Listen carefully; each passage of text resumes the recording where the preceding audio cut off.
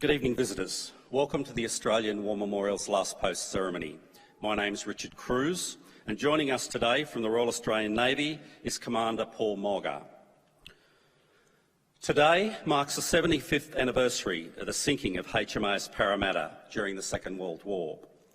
The sloop was lost off the coast of Libya after being hit by a torpedo. 138 men lost their lives, and only 24 survived. Shortly, we will hear the story of able seaman Charles William Barclay, who lost his life in this incident, and we warmly welcome the family of able seaman Barclay, who are joining us this evening. We're also honoured to acknowledge Corporal Mark Donaldson, recipient of the Victoria Cross for Australia, and Captain Guy Blackburn, former commanding officer of HMAS Parramatta 4.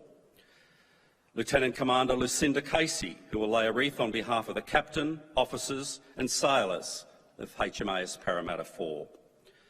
And Peter Cook Russell on behalf of the Naval Association of Australia.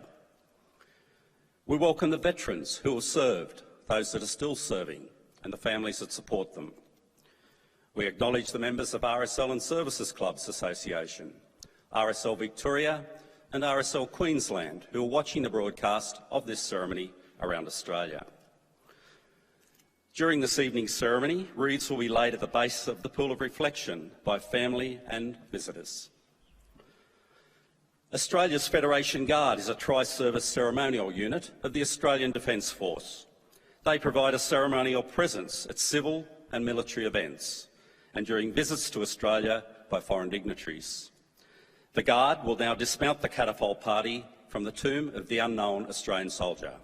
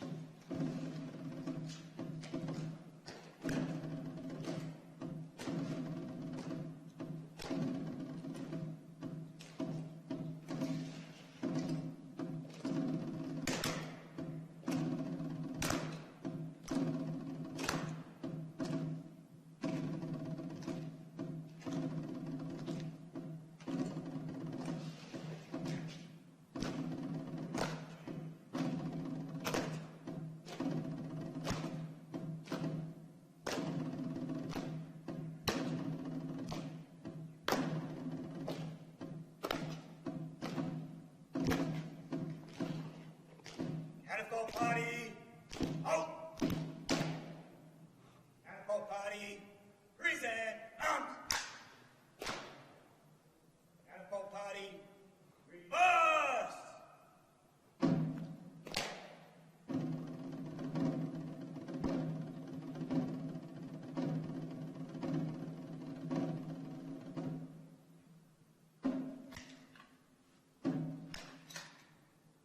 Catapult party, rest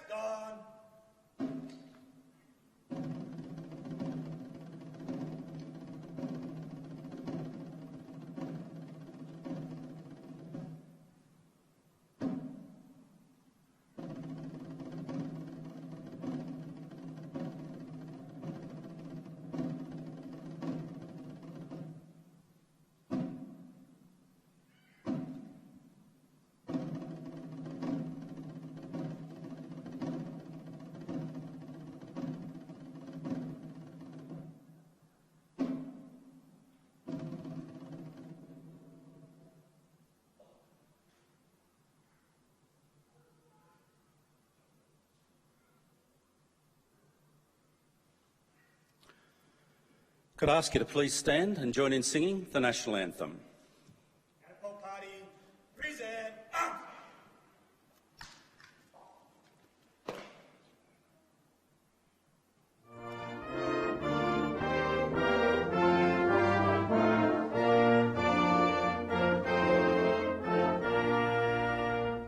Australians, oh, let us rejoice, for we are young and free. We've golden soil and wealth for toil, our home is earth by sea. A land abounds in nature's gifts, of beauty rich and rare. In history's page let every state advance Australia fair.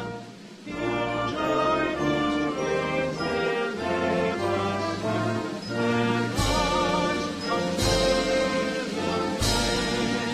fair. Catapult Party, shoulder, arms. If you're able, please be seated. The Australian War Memorial was the vision of Charles Bean, Australia's First World War official historian. Bean landed with the Australian troops on Gallipoli and stayed with them at the front through to the end of the war. The idea of this national memorial and museum came to him at Pozières, France, in the depths of the bloody fighting of 1916. Bean's idea was that this would be a place where family and friends could mourn loved ones buried in faraway places. It would also be a place that could help all Australians understand what these men and women had endured and what they had done for us. Bean's vision, to which we remain true, is best expressed as inscribed in the entrance to the memorial's galleries. Here is their spirit, in the heart of the land they loved, and here we guard the record which they themselves made.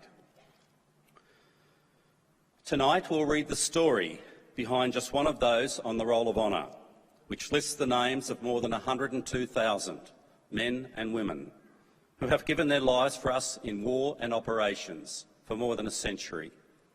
But first we present a lament, Flowers of the Forest. Wreaths or floral tributes will now be laid at the base of the pool of reflection.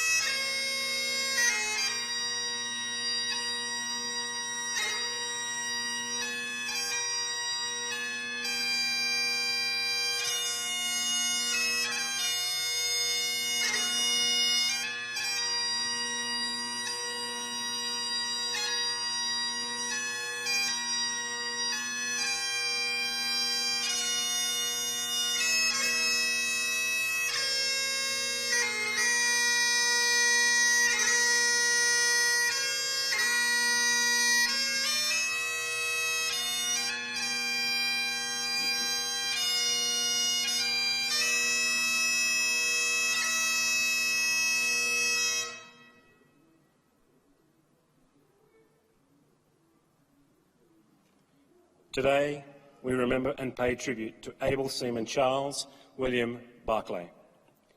Charles William Barclay was born on the 29th of November 1906 in Wedderburn, Victoria.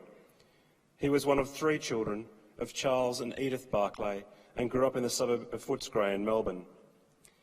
Charles went to work at the Myers department store in Burke Street and was an administrator for Footscray's reserve Australian rules football team on the side. In 1931, he married Olive Grant, and the following year, the couple had a daughter, Eileen Beverly Barclay. Charles Barclay enlisted in the Royal Australian Navy in August 1940 and undertook training at HMAS Cerberus and HMAS Cuttable. After completing his training in 1941, he was posted to HMAS Parramatta II, joining the sloop where it was serving in the Red Sea. Shortly afterwards, the Parramatta was transferred to the Mediterranean. In June 1941, Parramatta and another sloop, HMS Auckland, escorted a small steamer carrying a cargo of petrol to the besieged force at Tobruk, Libya. As the convoy approached, they were subjected to a number of determined attacks from German aircraft. Parramatta survived, rescuing the crew from HMS Auckland after the vessel was lost. HMAS Parramatta continued to perform escort duties to and from Tobruk and Cyprus, and later in the year in the Suez Canal zone. In November 1941, HMAS Parramatta escorted a slow convoy to Tobruk as the British 8th Army began its long-planned offensive in Libya. Although attacked by air and by sea, Parramatta returned unscathed, and returning 2 days later, escorting another convoy of much-needed ammunition. Just after midnight on the 27th of November 1941, HMAS Parramatta was struck by a single torpedo fired from the German submarine U-559. The explosion from the torpedo probably ignited the ship's magazine, and following 2 explosions, Parramatta rapidly rolled to starboard and within minutes sank beneath the surface.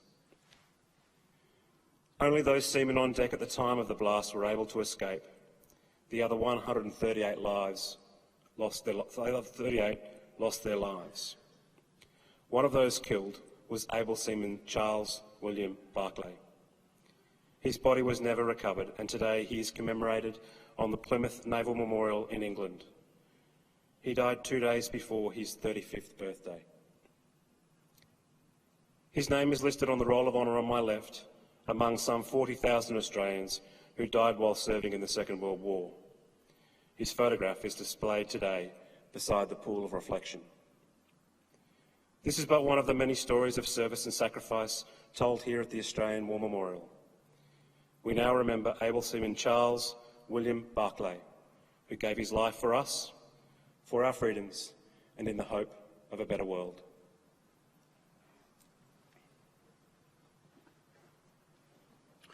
Please stand for the reading of the ode and the sounding of the last post. Catapult party, present arms.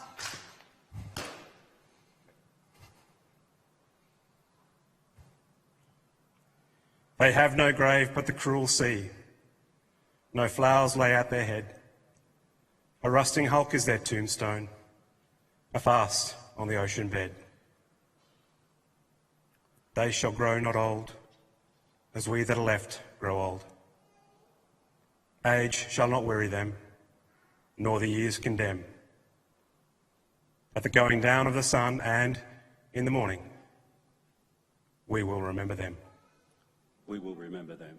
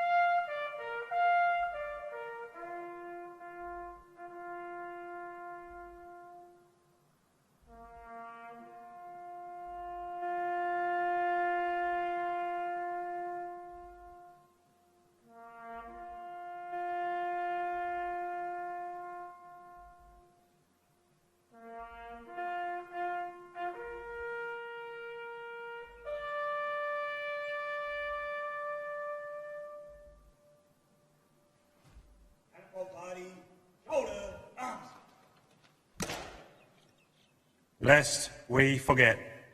Lest we forget.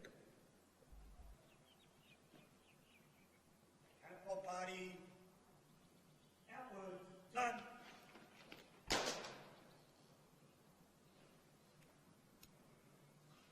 Catapult party, clear, march.